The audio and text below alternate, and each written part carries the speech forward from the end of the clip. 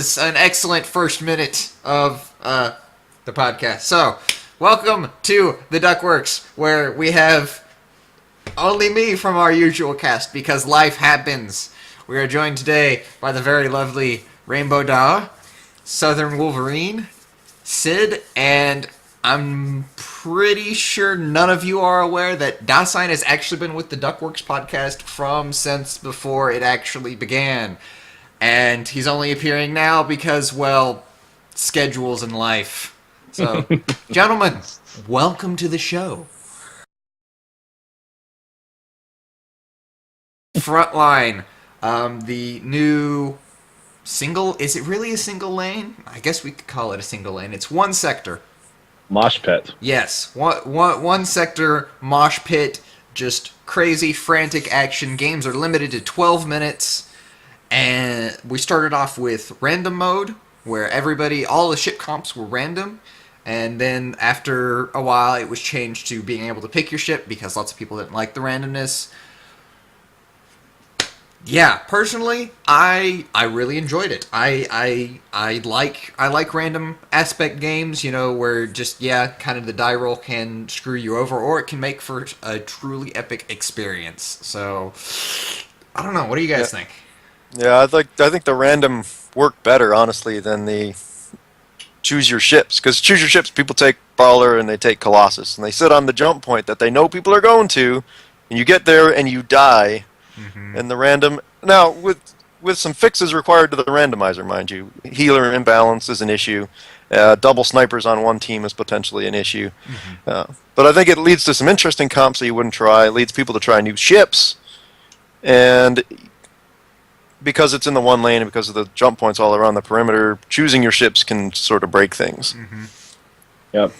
Or you have the contrast, which is instead of brawlers and heavies just sitting there and killing whatever jumps on top of you, you have the equalizer or the enforcer range boosting or boosting into your base continuously, so you can never leave your base. The 4 or 5 range boost enforcers breaks it too, for sure. Yeah.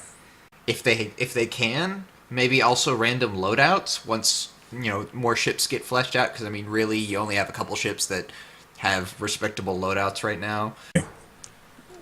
Things that need to be fixed. But the thing is, the only issue I would have with random loadouts, they're optimal loadouts. That's the problem. There's some loadouts that are just bad. Yeah. Like, I would be angry if I got stuck with range blink light cannons. Yeah. Or ear beam. Oh, excuse me. Maybe instead of random loadouts, it was loadouts that got set up by the community, and you got stuck with one of those. So that way, it's not in your control, but it's not truly random. Your loadouts are going to make sense. They had a decent idea where they had chosen certain loadouts that didn't break the mode, like ranged blink, like ranged boost for the enforcer, things like that, where they knew would break the mode. Mm-hmm. And they took those out, which made some sense. So you could maybe have random with some of those game-breaking elements still out of the random selection. I guess, though it was the sniper, the overseer. The overseer. And I don't play sniper. I think they're absolutely, crap. I found the overseer. I got it a couple times in Frontline, and I found it worked reasonably okay in that mode. Because it's the Watchman, kind of the same thing, where if you got really threatened, you just blink or jump to the other point along your back line and just shoot the guy who was coming after you. So I think that mode was actually pretty good for snipers. You had to sit through all the rocks in the middle, of course, but you couldn't be aggressive in any way with the No, sniper. Absolutely, because if you jump forward and somebody sees you do it, you've got Brawler Death Syndrome again, because he jumps right on top of you. Well, which is why you sent a scout ahead, which is one thing I did like about it was the team tactics, even in the random mode, when we had those practices, which we had to do on this map. We would send some poor guy to his death and then have the rest of the team jump on the enemy team that jumped in and kill them. Sniper bait, yeah. Send the sniper out, draw the enemies to him, and then the Leviathan, the Brawler, all jump on top of the guy, make him go away. Mm-hmm. It could be fun to see some way where you might be able to control the jump points, so they're not all available to both teams at the same time. Perhaps based on mind captures or something, maybe you Yeah, could do that. so that way it would actually give you a reason to go forth and actually capture those mines instead of, just kind of sit there and okay, we're getting levels. Let's just It's just a thought. Also, why does all the mines have to give you points? Some of them could actually be, points that control the jump points or something like that. For that, you would need more, I guess, more mines. I haven't played the Overseer that much, but I do like it. I think it's a little bit too hard to hit with, partially due to lag, but I mean, it's my own fault for playing on European servers. But I like it as a ship, and I think it's an interesting way to play a sniper style ship versus the Watchman, which, quite frankly, I find to be boring. I mean, I just don't really care for the Watchman. The Overseer is actually interesting to play. It feels really good when you have a ghost jump out and ambush you, and then you jump back and completely avoid all of his fire. It feels really good in those moments. Whereas the Watchman just doesn't. I mean, He just dies, right? yeah, it dies. I mean, it's great if you know for a fact you're going up against heavies and you're just going to be able to sit there and hit on them for a while. Then the Watchman's great, but to me it's not a dynamic ship. It's not fun.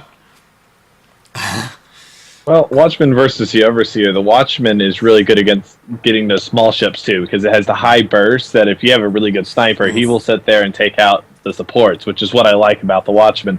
On the other hand, though, he kind of fails against ships with the heavy armor in some cases, because he hits the armor, yes, he breaks it, but he now has that armor rating that he had to go through. Versus the Overseer, which sits there and just will hit. He's brutal if you meet a good one.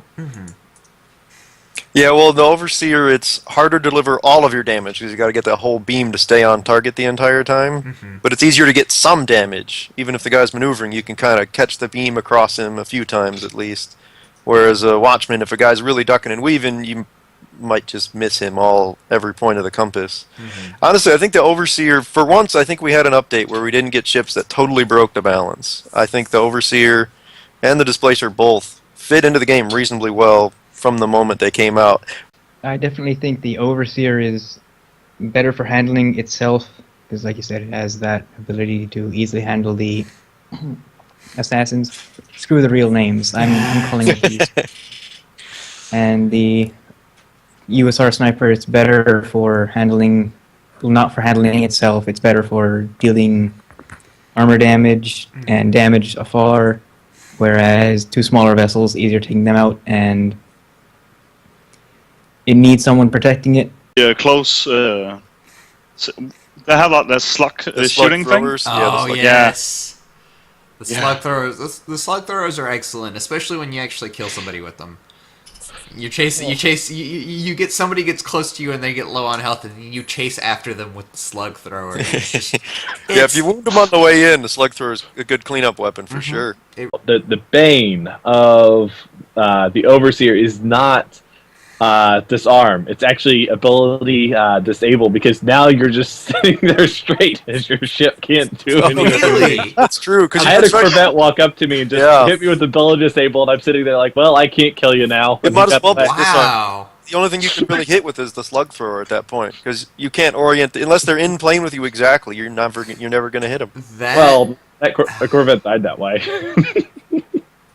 I never heard of this. Yeah, me I neither. I don't play snipers either, so That's Also, if your ability is fascinating. disabled, you can't deploy your shield. You can't do the squid runaway thing. Yeah, it's gonna take somebody really creative. And I hate to say this, because I say this with every ship. It's always gonna take somebody that just makes sense out of this ship and to start using the abilities correctly, to where they're doing these just amazingly disgusting things, like Rain with you and the Hunter originally. for the strengths to really show through. And I think the fact that the shield feels clunky if you're not using it correctly is a good thing. So that way it kind of forces you to learn when you should be using it. It might be one of those things like the Levy jump beacon or something like that, where if you use it twice a game effectively, you're doing great. Yeah. Just like the hunter and brawler do, with you control the battlefield, you control where the enemies are going. Yeah, it doesn't have a lot of attack on its own. It has some, but it needs friendlies there to help, actually kill things. It pushes and controls the field. My words aren't coming to me today. It's I think actually, if any one of you used to play the Equalizer, I do. It's one of my favorite ships. I think you can use it in the same way that you use the Equalizer, where you go to one lane, maybe soloing, where you're obviously going to be outnumbered at least 1 to 2, and just keep the other guys busy while the 4 of your teammates on the other lane win the game, more or less. I think you can use it in the same way that some players are able to make other players kite around the Equalizer. Because you can push them out of those capture points. It will take them for ages to get what they want from it. Yeah, it would depend on which ships you were up against in that 1 versus 2. But if you're up against one combat ship, say, and one support type ship, you just keep pushing the combat ship back. But if there's 2 combat ships, you can't push them both back. One of them's going to close on you and get you.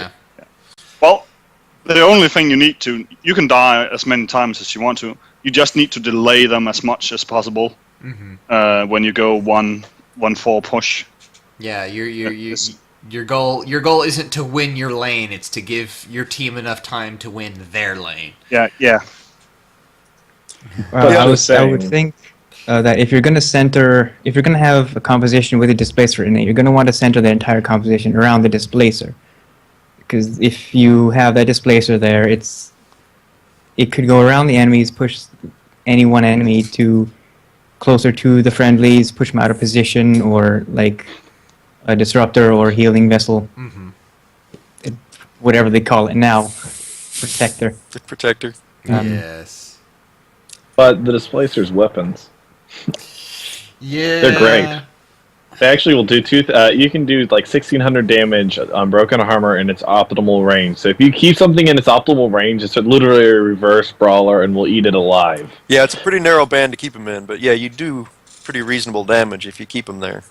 Yeah, there's a give and take though. You can deal that damage, or you can take if you center the composition around that ship dealing damage, or that ship taking out a more useful ship for the other composition. You can use it on allies, so you can push that Leviathan, say, up to the middle station right off the bat. Exactly. Suddenly you got this big heavy sitting there. So it's not just pushing enemies around, it's also, and if you use it with the brawler, now you got to coordinate carefully who you're shooting at and what you're doing. But you can make a nice displacer brawler train as the harpoon pulls the displacer and the displacer pushes the brawler, and you can have 2 ships at the middle station immediately. Wow. Yeah, and it is exactly stuff like that makes me say that the displacer really belongs on an organized team. An assault ship with good utility abilities. That's what makes it so good, because again, you pair that with any short range monster, and you have a brawler or displacer combo is amazing, because not only can you manipulate your team, you can manipulate the enemy very easily. And the damage at range means that it has to close in, and that's where the brawler makes you ask, do you really want to close in on that displacer? It's the brawler saying, come to my thumper cannons. Yes. So, I don't know, the AoE pushback really to me doesn't feel like an ability you should be using. It feels like, okay, holy crap, they're right next to me, oh my god, button. Yeah, but the only thing I've had any luck with it is if you're about to get ambushed by an assassin and you see the ambush beam, you're like, quick, use that, maybe I'll push him so he'll miss me, It's about the only use I've got out of it. It's that, or just like that son said right there, is to try and win gamma. If you sumo somebody outside of the bubble and secure yourself gamma, that's huge. Because I mean, at the very least, even if you're like the last guy alive and then you promptly die, the enemy team doesn't have gamma, and that's something. Yep. True.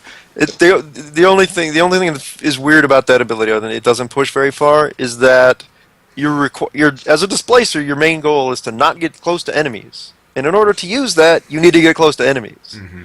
So, it feels a little out of place. Crew actually matters now, like a lot. As in, I'm sure somebody. I distinctly remember one instance, or one game of Frontline where I took the enemy team had like 3 or 4 heavies, and I took the destroyer thinking I was going to be cute and I was just going to rack up a whole bunch of takedowns and have a good time. And obviously, this one flag or Colossus. Aha! I can get it right. I can remember. I'm trying. This one Colossus apparently had all of the damage reduction crew members, which gets you up to 22.5%, just flat out half damage reduction.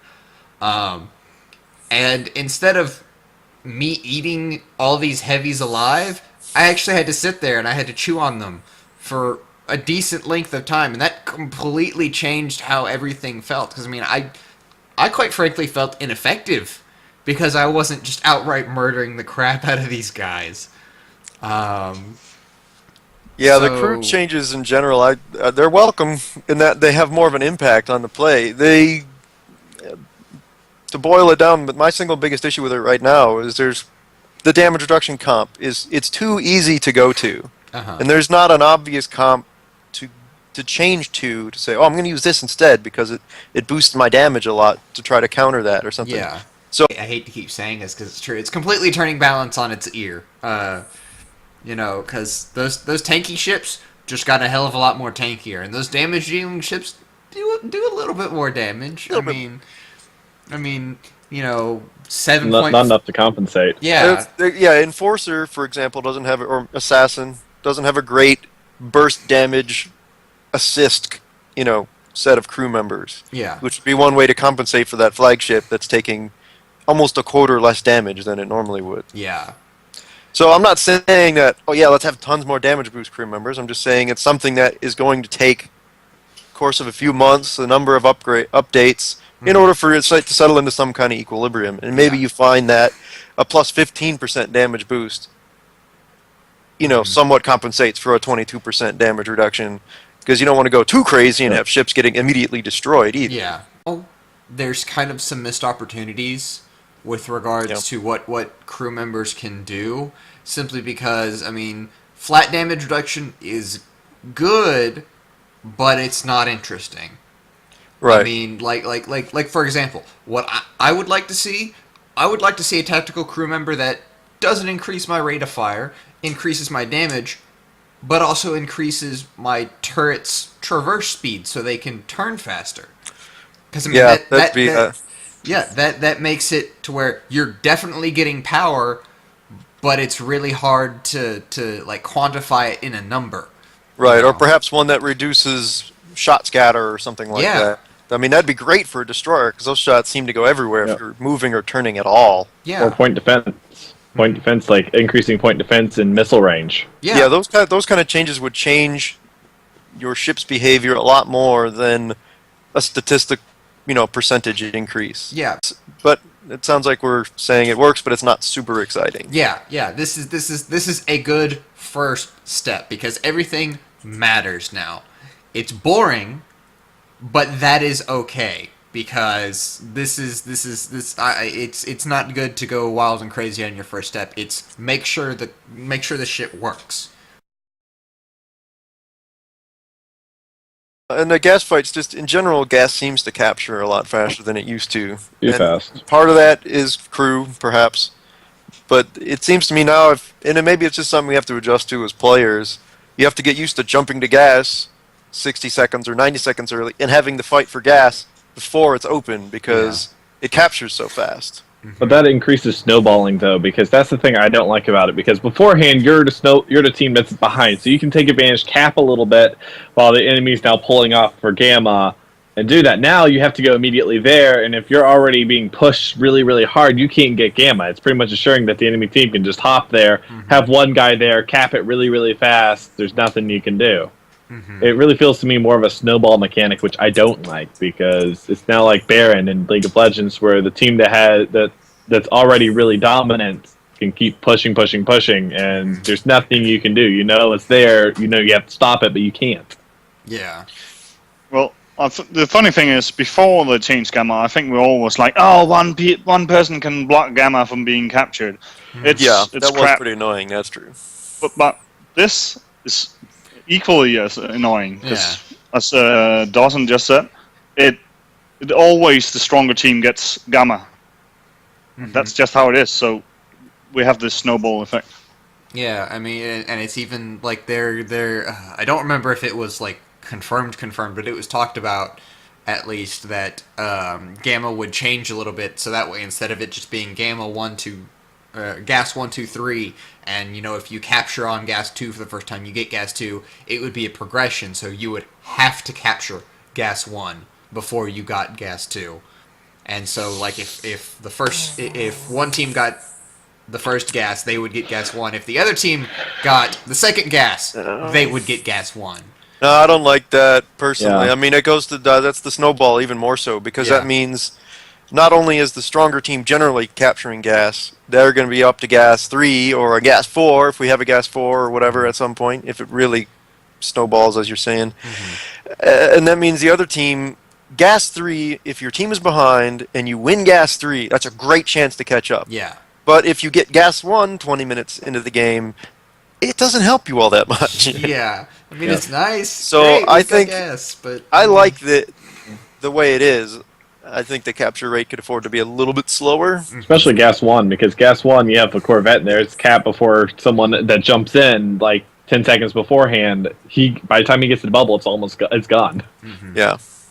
That's too fast. I mean, it should be slow enough that the enemy team should not have to react immediately. Yes, you should prep. I'm not saying that that's a good thing. Prepping is a good thing, but it also should be where you could be able to, if you're behind, have a few seconds to cap a few things and then actually go in and deal with the problem. yeah. Right, it's always going to be some kind of balance between, do I cap, do I push a forward base, or do I go to gas and get ready? Yeah. And it's just a question of when, relative to the gas start time, that is, and then how long the gas battle ends up being. Because right now, I don't think I've had really a gas battle since the last update.